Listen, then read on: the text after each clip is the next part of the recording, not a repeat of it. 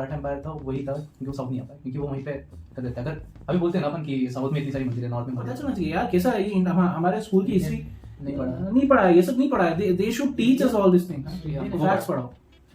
अपने अपनी जो हिस्ट्री पढ़ा है तो पूरा ही गलत पढ़ा था हम लोग, और एक्चुअल जो हिस्ट्री वो लोग पता नहीं अभी।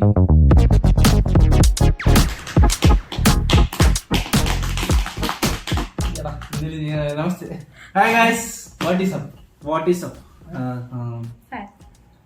सी टेरस वन मंडे के या सो गाइस, आज आपको मैं एक चीज बताता हूँ। बता। मैं आपको एक चीज बताने आ रहा हूँ। हमारा वीडियो देखने के लिए हमारा एक दोस्त हैदराबाद से आया है। Oh my God, live shooting देखने के लिए हम उसका चेहरा नीचे दिखाने वाले हैं, तुम लोग देखते रहिएगा। यू करके खड़ा हो गए या यू तो देखिए हैदराबाद से स्पेशली तुम्हारा शूट देखने के लिए तुम लोग करते हैं क्या हो बैठ के? हम अच्छा गोवा से आया है? ओ सॉरी, गोवा से आया गोवा से आया। भाई, थोड़ा चिल मूड में आया आज। हमने बोला तू आके बैठ हमारे साथ वीडियो बनाओ, लेकिन नहीं यार मैं बात नहीं कर सकता, ये बात नहीं कर सकता है, ये बात नहीं कर सकता है, बात नहीं कर सकता। सो टुडे एक it's a shout out basically. क्या है? किसका हो? Shout out. तो आज का शाउट आउट कौन है? Who is the guy? I know shout out. Who is the guy? आज का शाउट आउट जाता है जॉन द डॉन, जिनका हमको कमेंट बहुत अच्छा लगा, उनसे बहुत मोटिवेशन मिला, तो इसलिए आज का उन्होंने रिकमेंड किया। उन्होंने John recommend Dunn. So he is one of our subscribers. I just subscribe किया ना आपने? भाई सब्सक्राइब किया है, मैं पहले बता दूं। So उनका कमेंट अभी 2-3 वीडियोस में देखा था कि जॉन द डॉन, उन्होंने कमेंट किया था कि डॉक्टर विवेक बिंद्रा के वीडियो पे रिएक्ट करो करके अबाउट छत्रपति संभाजी महाराज। सो मैंने सोचा सही है, देखते हैं, बहुत इंटरेस्टिंग टॉपिक है। अपन को तो लगता है छत्रपति शिवाजी महाराज के बारे में वीडियोस देख, तो संभाजी महाराज के बारे में जानते थोड़ा क्या है, कौन है, क्या करा था उन्होंने, और स्पेशली डॉक्टर विवेक बिंद्रा का वीडियो। सो तुम देखा उनका वीडियो पहले? नहीं, मैंने कभी नहीं देखा। बहुत एनर्जेटिक इंसान है वो। ये तो वीडियो Like देखे me? ओह या लाइक यू। या देखिए, सो वीडियो देखेंगे तो अभी समझ आएगा कि इतने ब्रो मेरा एनर्जी देख रहा है। आई विल मोटिवेशनल स्पीकर हे, आपका स्वागत है। मैं विवेक बिंद्रा, मोटिवेशनल स्पीकर। आज एक ऐसे इंसान की बात करूंगा, हो सकता है आपकी आत्मा कांप जाए। Oh my God. एक बात कहूं, वीडियो पूरा देखिएगा अगर हिम्मत है आप में तो, और कोशिश करिएगा कि अंत में रोए भी ना। इनका नाम है छत्रपति संभाजी महाराज। आपने छत्रपति शिवाजी महाराज का वीडियो देखा था। ये उनके ज्येष्ठ पुत्र, 1657 में इनका जन्म हुआ। बचपन से आखिर तक केवल संघर्ष। 2 साल की उम्र में ही इनकी माता का देहांत हो गया। माँ जीजाबाई, जो छत्रपति शिवाजी महाराज की माँ थी, इनकी दादी, उन्होंने इनको पालन पोषण किया। सोचता हूं कहां से शुरू करूं और कहां लेके जाऊं। अद्भुत बालक जिसके बारे में पूरी दुनिया को पकड़ना जरूरी है। 13 साल की उम्र तक 13 भाषाएं सीखी। 13 साल की उम्र तक संस्कृत के विद्वान पंडित सारी रीजनल भाषाएं, भारत की पुर्तगालियों की भाषा, अंग्रेजों की भाषा, मुगलों की भाषा, साउथ इंडियन लैंग्वेज, सारी डेक्कन भाषा, कई शास्त्र लिख डाले। ध्यान दीजिएगा, शास्त्र पढ़ डाले, नहीं बोल रहा। 13 साल की उम्र तक 13 भाषा और कई शास्त्र, बुद्ध भूषण और नखशिखा जैसे वो शास्त्र, और कई शास्त्र जहां पे इन्होंने अपने रायगढ़ के किलों की बात करी, गणपति का बहुत सुंदर गुणगान किया। हॉर्स राइडिंग, आर्मरी, तीरंदाजी और बॉडी बिल्डिंग, इन सब में तो इतने पावरफुल थे। एक्चुअली ना, अगर आप ध्यान से देखो तो ये एक रेयर कॉम्बिनेशन है, शस्त्र और शास्त्र दोनों के। जो बच्चा या जो व्यक्ति शास्त्र पढ़ने में बड़ा एक्सपर्ट हो जाता है ना, फिर उससे शस्त्र उठता नहीं, और जो शस्त्र उठा लेता है वो शास्त्र पढ़ने में निपुण नहीं होता। अद्भुत बाल साहित्यकार, जो साहित्य पढ़ता भी था और साहित्य लिखता भी था। हुआ क्या, बुद्धि और बल दोनों बढ़ गया। 60 किलो की तलवार लेके 16 साल की उम्र में पहला युद्ध रामनगर का जीता। छोटा बच्चा होता है ना, उसका मन होता है कि पिता के साथ समय बिताए, पर पिता उस समय मुगलों से लोहा लेने में व्यस्त हो चुके थे। लेकिन एक बार छत्रपति शिवाजी महाराज ने, अभी ये 9 साल के थे संभाजी महाराज, इनको क्या बोले, मेरे साथ चलो, आगरा जा रहा हूं मैं, वहां के मुगल शासक औरंगजेब से मिलने। और घोड़े में बिठा के 1250 किलोमीटर, ध्यान दीजिएगा, घोड़े में 1250 किलोमीटर 9 साल बच्चा पिता के साथ पीछे बैठ करके पहुंच गया आगरा। आगरा में क्या हुआ ये देख के हैरान हो गया, छोटा सा बच्चा। वहां मुगल सल्तनत के राजा उस समय जहां क्या किया, इनकी पहले तो बेइज्जती करी, उसके बाद इनको कारागृह में बंदी बना लिया। ये बच्चा घबराता नहीं था, ये करेज इतना था यहाँ कि से वहीं बैठ के निकले सोचने लगा कैसे निकलूं, कैसे पिता को निकालूं, कैसे निकलूं। पहले तो पिता को बाहर निकाला, कुछ दिनों के बाद खुद भी वहां से गायब हो गया, रायगढ़ पहुंच गया। 10 साल की उम्र में इसको महाराज ऑफ आमेर के पास भेज दिया गया कि कैसे पॉलिटिकल अलायंसेस को और समझ सकें। यही 2 इंसिडेंट इसके लिए बहुत हो गए थे कि कैसे ये समझे, और उसके बाद तैयारी करने लगा। हर सफल शासक के पास कोई ना कोई बुद्धिमान सलाहकार जरूर रहता है। चंद्रगुप्त मौर्य के पास चाणक्य पंडित थे जिन्होंने धनानंद के सारे साम्राज्य को उखाड़ा था। ठीक इसी प्रकार इन्होंने उज्जैन के कवि कलश उनको अपना सलाहकार, एडवाइजर, फ्रेंड, फिलोसोफर, गाइड बनाया, जो अपनी कविताओं के माध्यम से इनकी विचारधारा को तैयार किया करते थे, इनकी सोचने की क्षमता, इनके बैरियर्स को खत्म करते थे। वो उनके ऐसे महान इंटेलिजेंट एडवाइजर थे जो हमेशा इनके कवि कलश को ही हमेशा अपने साथ रखते थे। पिता भी युद्ध लड़ने में बिजी थे। इन्होंने 19 साल की उम्र से पिता के पीछे से अपने रायगढ़ के किले को संभालना शुरू कर दिया। 23 साल की उम्र में 1681 में पिता छत्रपति शिवाजी महाराज वीर मराठा उनका देहांत हुआ। इन्होंने 1 मिनट समय नहीं देर गवाया, तुरंत तैयारी करी। तुरंत क्या तैयारी करी? औरंगाबाद में औरंगजेब का सबसे बड़ा किला, और ये सोचने लगे कि हमारे पास आज धन की तो कमी है, और अगर इसके किले को पहली बार में मैं उखाड़ दूं, इनका धन घटेगा, मेरा बढ़ेगा, डबल बेनिफिट। औरंगाबाद की इस बड़ी लूट और बड़ी हार ने औरंगजेब को एकदम हैरान कर दिया। औरंगजेब ने सोचा भी नहीं था कि 23 साल का ही तो बच्चा है ये ऐसा कैसे कर सकता है। और इसने अपने हुसैन अली खान नाम का अपना सबसे बड़ा जनरल, उसको 20,000 हाथी और सैनिकों के साथ, घोड़ों के साथ, पशुओं के साथ भेजा कि इसको खत्म कर। हुसैन अली खान क्या होता था कि 2 दिन में खत्म करा। 2 दिन में खत्म। वहां पे मराठा इतने तेज, और इसका जो करेज था ना, इनकी लीडरशिप बड़ी पावरफुल थी। मराठा इकट्ठे हो गए और हुसैन अली खान को 1 साल लगा, कुछ नहीं कर पाया, कई बार उसको मारा। इसने इसको वापस बुलाया और 1680, 81, 82 कई दफा अटैक कराया। अच्छा, एक भी लड़ाई नहीं। एक बात बताएं आपको, पूरे इतिहास के अंदर शायद छत्रपति संभाजी महाराज ही अकेला ऐसा योद्धा रहा होगा हमारे देश से जिसने 9 साल के अंदर 120 लड़ाइयां लड़ी, लेकिन एक भी नहीं हारा। औरंगजेब सोचा, पूरा नॉर्थ तो मैं जीत ही चुका हूं, अब तो केवल डेक्कन बाकी रह गया है। डेक्कन समझते ना, जो उस समय का जो दक्षिण था, अहमदनगर से नीचे लेके जो आज का केरला, कर्नाटका, तमिलनाडु, आंध्रा, हैदराबाद, जितना भी आज पूरा देखते हैं महाराष्ट्र मिला के, वो सोचा कि बस ये डेक्कन जीतना बाकी रह गया है। तो वो महाराष्ट्र की तरफ जब बढ़ने लगा तो वहीं औरंगजेब ने एक ट्रीटी साइन करने की कोशिश करी, एक कॉन्ट्रैक्ट साइन करने की कोशिश किया पुर्तगालियों के साथ गोवा में, ताकि समुद्री रास्ते से उनको एक और सपोर्ट मिले, उनके आमदन एमिनेशन मिडिल ईस्ट से आ सके।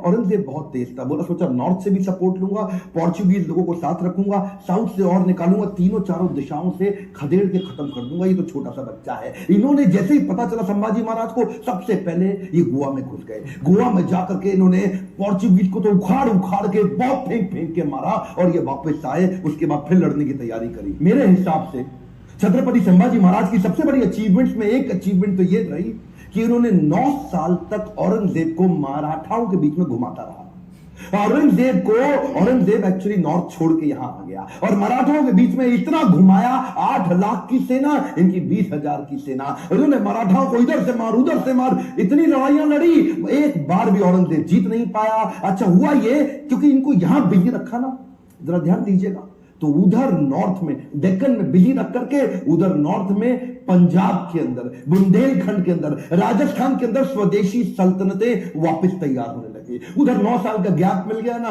तो 9 साल के अंदर स्वदेशी ताकतें फिर खड़ी होने लगी। हमारे देश के हिंदू राजा वापस आए मुगलों से लड़ने के लिए। ये इसको गोल गोल घुमाते रहे, इतना गोल गोल घुमाया कि पूरे भारत को जीतने का गोल हाथ से छूट गया। गोल गोल घूमा, गोल नहीं पूरा हुआ। औरंगजेब वो कहां रुकने वाला था, उसने नई तरकीबें लगानी शुरू कर दी। नीचे से सिद्दीस को साथ में लिया, मैसूर के राजा को अपने साथ में लाया, पुर्तगालियों को फिर ताकतवर बनाया, चारों तरफ से घेरने की कोशिश करी मराठाओं को। लेकिन ये उम्र से तो छोटे थे, लेकिन उम्र इनके लिए कोई बड़ी बात थी नहीं। ऐसे courageous, confident, powerful in decision making, leadership बड़ी अद्भुत, उम्र से काफी आगे चल रहे थे। इनोवेशंस बिल्ड करने शुरू कर दिए। चूंकि धन पैसा कम था, तो उन्होंने क्या किया, अपने इलाके के सारे मोचियों को और दर्जियों को इकट्ठा किया। उनको बोला आओ पेड़ से ना रबड़ का कपड़ा बनाओ निकाल करके, और लकड़ी की छालों को निकाल के तीर बनाओ, रबड़ के कपड़े को उसके आगे लपेट दो, एक तरफ तेल लगाओ दूसरी तरफ बारूद लगाओ। रबड़ का कपड़ा जल्दी जलता नहीं है, और तेल जला करके तीर को छोड़ दो, जैसे ही जाके निशाने पर टकराएगा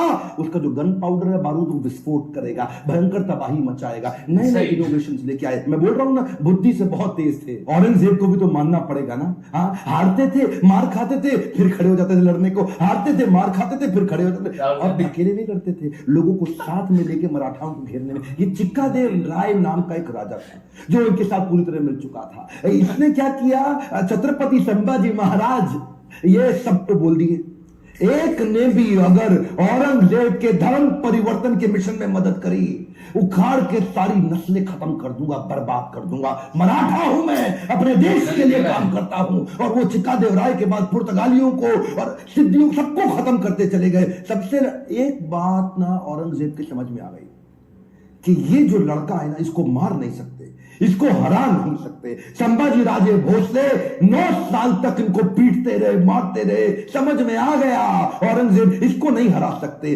सामने से तो नहीं लड़ सकते, कुछ और क्यों ना करे।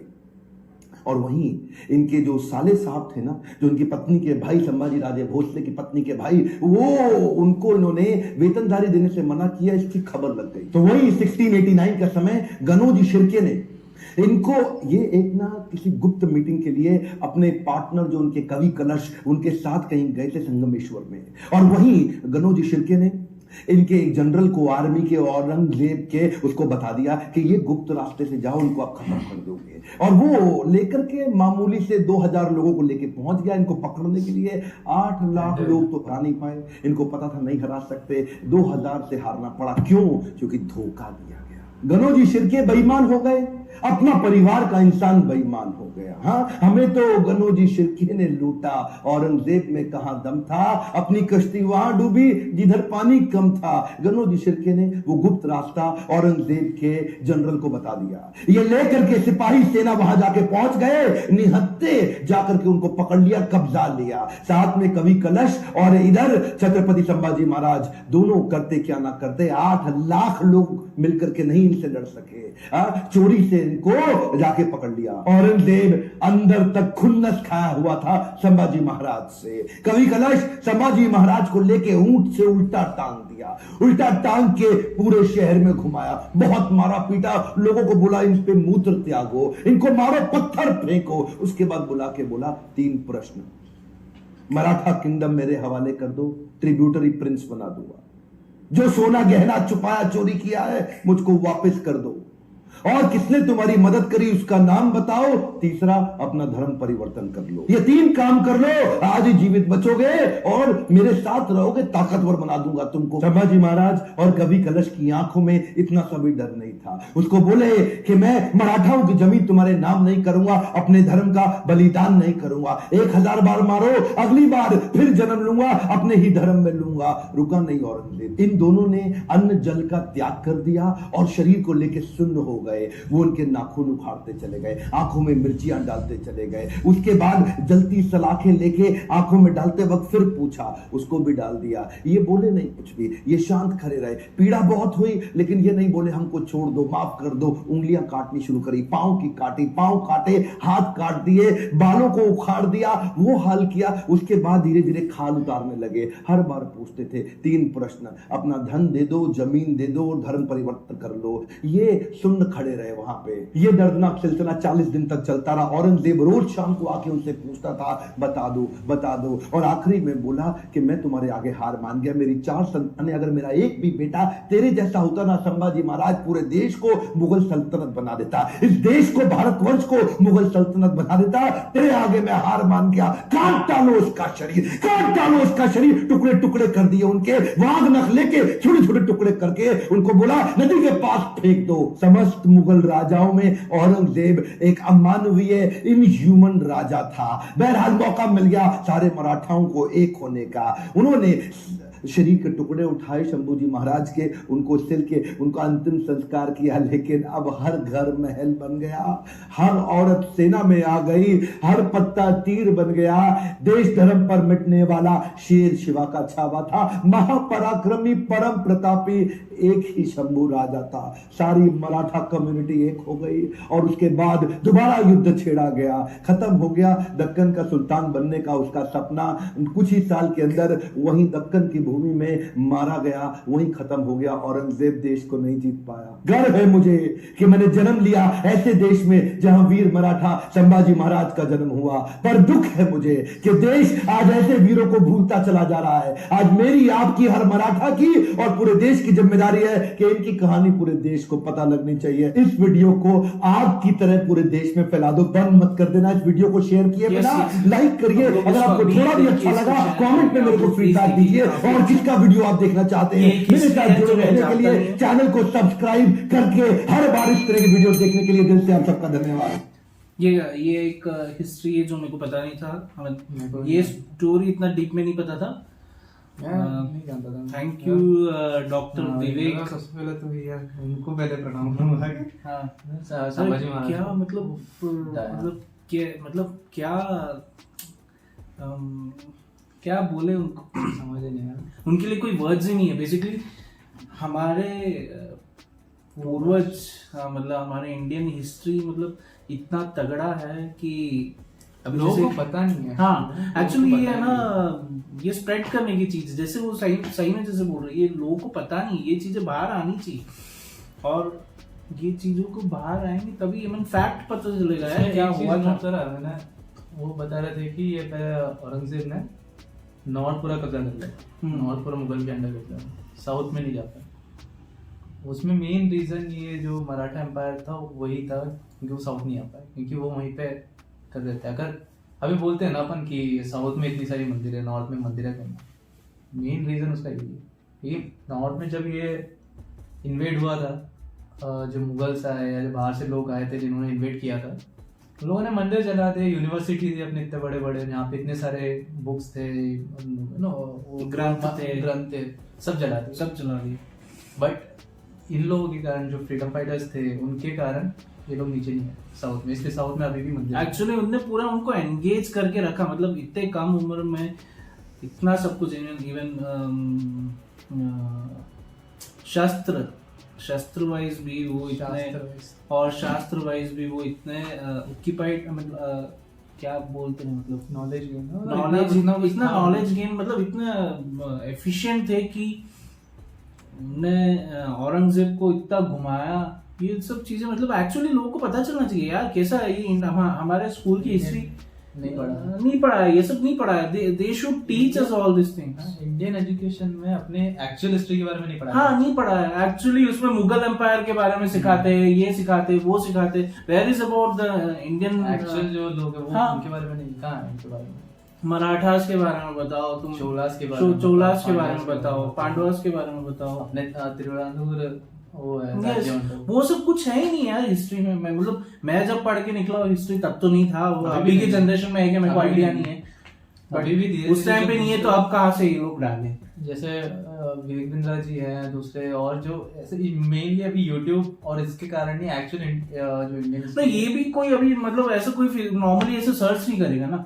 बहुत रेयरली लोग ऐसे सर्च कर रहे होंगे कि ये इनके, जब इनके बारे में पता ही नहीं है तो तुम सर्च कैसे करोगे? फर्स्ट ऑफ ऑल तुमको सर्च करने के लिए कुछ एक मिनिमम एक जानकारी है, कहीं ना कहीं से कुछ इन्फॉर्मेशन होना चाहिए। वैसा चीज अब चेंज होना चाहिए। एजुकेशन जो है अपना इंडियन बुक्स है या फिर जो है फैक्ट्स पढ़ाओ यार, एक्चुअल जो हिस्ट्री है हमको वो फैक्ट्स पढ़ाओ।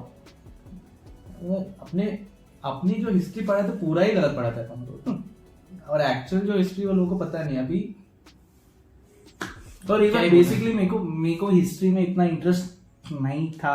मतलब हिस्ट्री मतलब ऐसा है कि ये लगता था कि वो मतलब क्लास में सोने का टाइम आ गया है। एक्चुअली स्कूल्स में वगैरह सब ऐसे इसको इंट्रोड्यूस करना चाहिए हिस्ट्री का, जैसे अभी इनने एनिमेटेड वीडियो बना के दिखाया है। It will be, students will be interested in this. पढ़ाने वाले टीचर को भी मजा आएगा और इंडियन हिस्ट्री के बारे में सब लोग जानेंगे। वो सुन के तो लास्ट में सुन के बड़ा अजीब सा लगा कि हाँ, I mean, what cruelty मतलब इनका औरंगजेब किया ने है। अपने बाप और उसके भाइयों को मारा है दूसरों की क्या बात इनको कर क्या ही छोड़ेंगे। चलो एनीवेज थैंक यू जॉन आपने रेकमेंड करा हाँ, थैंक यू जॉन, आपने रेकमेंड करा, और थैंक यू विवेक बिंद्रा जी, जो ऐसे मतलब एजुकेशनल वीडियोस बना रहे हैं, सो दैट हम जैसे लोगों को ये सब मिल रहा है। एक्चुअली साउथ में तो लोगों को नहीं पता है कि मतलब इवन शिवाजी महाराज हो गए, संभाजी महाराज, नहीं मालूम, मराठा एम्पायर के बारे में नहीं मालूम। नॉर्थ में इतने सारे दूसरे शौर्य मौर्य एम्पायर था, किसको मालूम है, कितना ही पता है किसी को। साउथ में तो बिल्कुल भी नहीं पता। तो ऐसे लोग हैं जिनसे पता चल रहा है। आप हमारे कोई भी नहीं पता, मतलब होंगे कुछ लोग होंगे, बट बहुत देयर कम। लोग जानने वाले लोगों से ज्यादा अनजान लोग हैं। बहुत कम, परसेंटेज बहुत कम है जिनको थोड़ा भी पता हो। तो बेसिकली ये सब इंडियन एजुकेशन में आना चाहिए यार। तुम हिस्ट्री पढ़ा रहे हो, हिस्ट्री में ये सब पढ़ाओ, हिस्ट्री को एंटरटेनिंग करो, लोग समझेंगे। चलो anyways do please do share Vivek Bindra ji video first. या प्लीज डू शेयर उनकी Vivek video. Bindra ji video first, and please do recommend such kind of videos also, so that we can go and watch it and can Yeah. gain knowledge by these things. about such And we will also try to share this type of videos, and we will also try to share our reviews on these things. हमको भी यार also learning, हमको भी पता नहीं। हाँ, हम लोग सीख रहे हैं। शिवाजी महाराज के बारे में थोड़ा सा पता था कि ओके महाराज थे, या उनका ये उनका हिस्ट्री, संभाजी उनका महाराज फिर के भी, बारे में हाँ, कुछ नहीं उनके मालूम। बारे में फिर भी हम लोग बहुत मतलब मूवीज में हो या कुछ हो सुने हैं, देखे, बट वो ये भी बहुत सब कम बताया उनके बारे में। इवन पढ़ाया गया था, पढ़ाई के टाइम भी बहुत कम बताया उनके बारे में, ये सब नहीं बताया। तो चलो एनीवेज आगे भी ऐसे वीडियोस हम देखेंगे। आप रेकमेंड करना और वीडियोस आप नीचे शेयर करना। या thank you John ji once again. और आगे जो अच्छे ऐसे वीडियोस रिकमेंड करेगा, we will be giving shout out to those people. या उनके नाम एंड John ji, please if you have not subscribe, please do subscribe our channel. Subscribe करो, सब्सक्रिप्शन बहुत कम है। या और मोटिवेट करो। Yes. वीडियोस आपको अच्छे लग रहे हैं, अगर अच्छे लग रहे हैं थैंक यू। एनीवे चलो, मिलते हैं नेक्स्ट वीडियो में। या बाय बाय।